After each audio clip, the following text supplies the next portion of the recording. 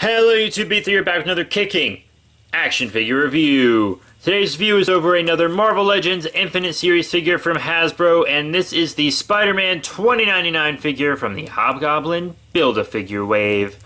Yeah, now he's a very cool figure. He's the one I wanted most from the wave just because I've been waiting for a good Spider-Man 2099 Legend, because we've had two others, but they're to me. But this is a nice modern one, looks a lot like he does in the comics. I'm loving his current series now. He's just really, really cool. Mine does have a bit of a defect, which really blows, and I'm actually having trouble finding this wave in general, and he's kind of pricey online, a little over 30 bucks. Sometimes a little under, sometimes a little over. He's in flux right now, but I'm glad I have him.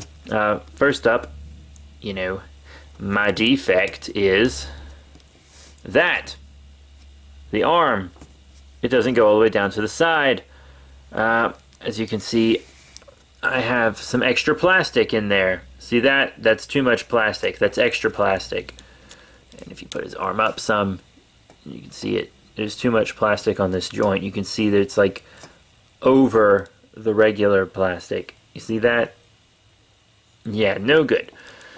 I mean, I can pose him in ways where that's fine. Like the pose he was in earlier is just a basic little pose. No biggie. But yeah, I can't move that one all the way down, and this joint seems to be out a little farther. You see that? How this one's coming out a little farther? Like, we just have problems on this arm in general. But a buddy of mine has one, and his isn't like that, so I really just got one with a bum arm, which is kind of like what happens with my Miss Marvel. Hers is almost off the joint, so yeah, but his feels more durable than hers does. But I feel like if I try to force it down, this is definitely going to break, which is too bad. But so yeah, here he is in all his glory, 2099. First up, articulation, head up a good bit, head down a good bit. You got that rocker there, side to side, real nice. Normally you can go up pretty far on the arm, down, forward and back, and you have that armpit joint. And then you got a bicep swivel, double elbow bend, which is really nice. And you got forward and back on the wrists, and also rotation in there. Got yourself a nice ab crunch, waist swivel. The legs could go higher. There is a way to mod them, so I hear, that makes them go higher, but it doesn't bother me that much. And a nice kick up, thigh swivel, double knee bend, up and down on the foot, and a nice little ankle pivot, peg holes, etc. So yeah, very nice articulation, pretty good, kind of exactly what you want on a Spider-Man, really. I mean, his legs could go higher, but it's Marvel Legends. And if you want to count this as articulation, he has this little webbing. I kind of count it as an accessory that plugs into his back, and you can put it in several Spider-Man figures if you want. But you can plug it in there, and you can push it all around. I kind of had it off to the side like that earlier. If you have him jumping down in kind of a jumping down pose, like hanging from your ceiling or something, you can have it falling down like that, which is really cool. But yeah, I'm definitely going to keep it displayed on him, since, that's a big part of his costume. Something that really sets him apart from the current Spider-Man, other than all of this. And speaking of all this, it's time for detail and paint. First up, love the metallic blue. Love that metallic blue look. Very futuristic look. Very nice. His sculpt is the same as the regular Spider-Man from this wave. The torso's a little tall, but I got used to it pretty fast. I got used to that really fast. He's got his little spikes on his elbows kind of there.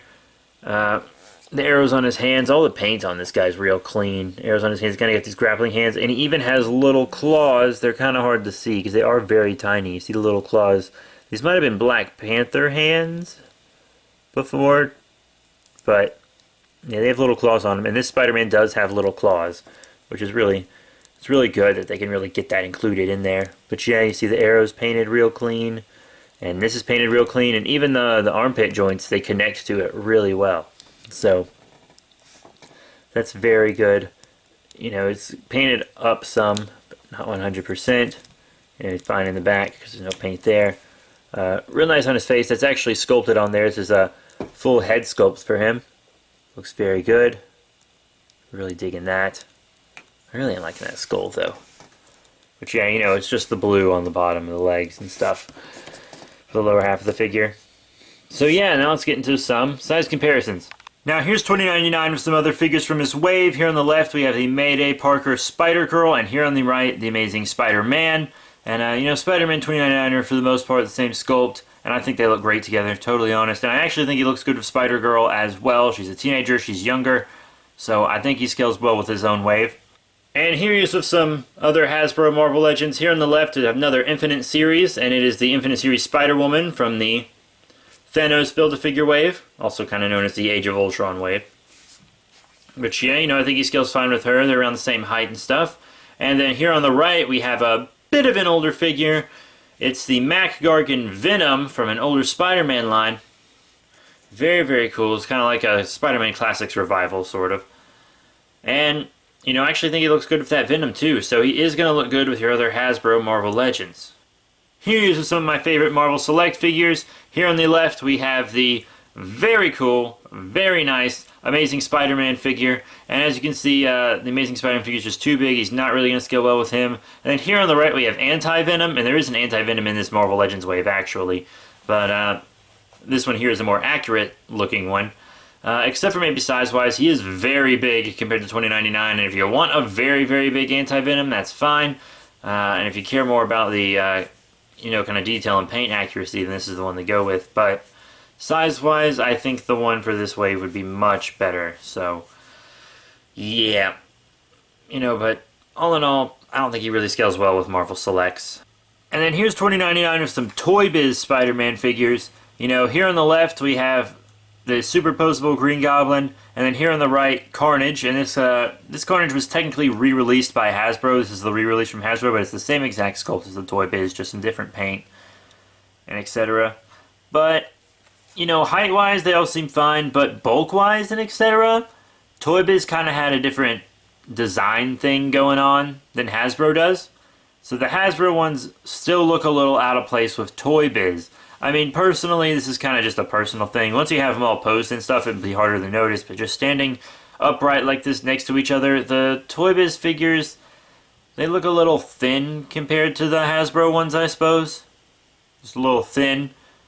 So, you know, I'm really going to leave this one up to you guys, but I think he's kind of fine with Toy Biz. Just, you know, just be wary that they are a little different. So all in all, what are my final thoughts on the Marvel Legends Infinite Series 2099 Spider-Man? Well, he's a very cool figure. He's something I've wanted in my collection for a very long time. Up till now, I've only had the Marvel Universe figures, so having a Legend is fantastic, because I collect a lot of Spider-Man Legends, as you guys know. And you also need him to build the Phil Urch Hobgoblin Build-A-Figure, and he comes with his, you know, Goblin Bomb arm, and also Flame Sword. So I don't know why the Pumpkin Bomb comes with the Flame Sword holding arm, and the Pumpkin Bomb arm comes with the Flame Sword. That's a little weird, but yeah, you know, it comes with these things, which, you know, I'll get into more detail about in the Hobgoblin review if I can ever find the rest of the figures. I mean, this guy I had to hunt down forever, and then I got a defective one, so what do you know? But yeah, he is very cool. I really like him. He's got great detail, great paint. I got that one little defect, but that's not really a big deal. He doesn't come with a lot of stuff. He really only has this one hand option.